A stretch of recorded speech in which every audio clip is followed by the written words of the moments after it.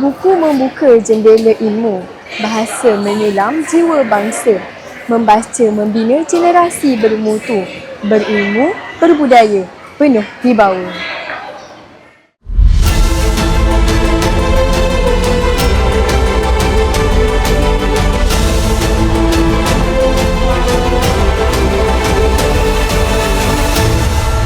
Terokai informasi di Semahmi TV.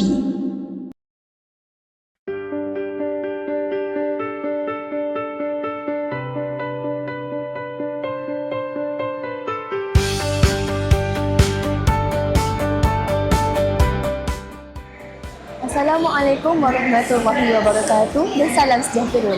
Saya Juliana Dan saya Wan Arisa. kini berada di Madin Mall Seremban 2 bagi membawakan liputan sempena Pesta Buku dan Dekat Bahasa Kebangsaan Peringkat Negeri Sembilan 2026.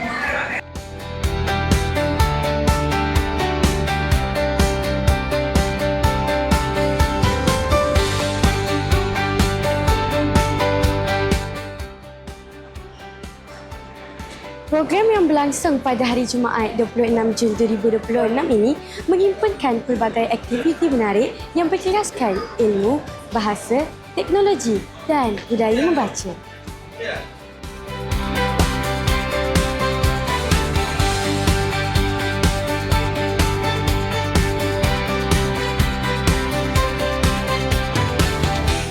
Melalui slot Terokai Dunia Teknologi bersama Exploria, pengunjung berpeluang mendapatkan pendedahan berkaitan dunia teknologi secara lebih dekat dan interaktif.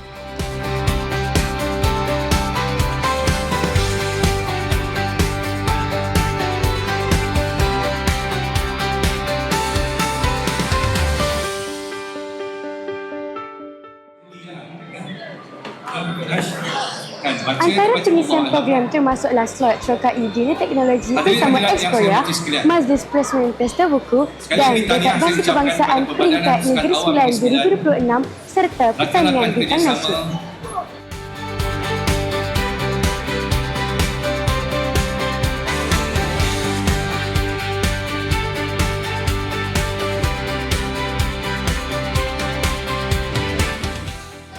Tuan, bagaimana cara pelajar untuk memartabatkan bahasa Melayu? Bagaimana memutarbatkan bahasa Melayu? Pertama, kita kena memperkasakan. Macam mana memperkasakan? Kita salah satunya adalah kena banyak membaca buku lah. Martabat bahasa ni bukannya kita apa, tapi dari segi penggunaan tata bahasa, penggunaan bahasa tu kita kena gunalah, dan kena perbanyakkan pantun, sastra-sastra tu kita kena ambil tahulah. Sebab kalau ikutkan pantun, syair, sekarang ada kedengaran tak? Kurang kedengaran. Jadi itu salah satu untuk mempertabatkan bahasa lah.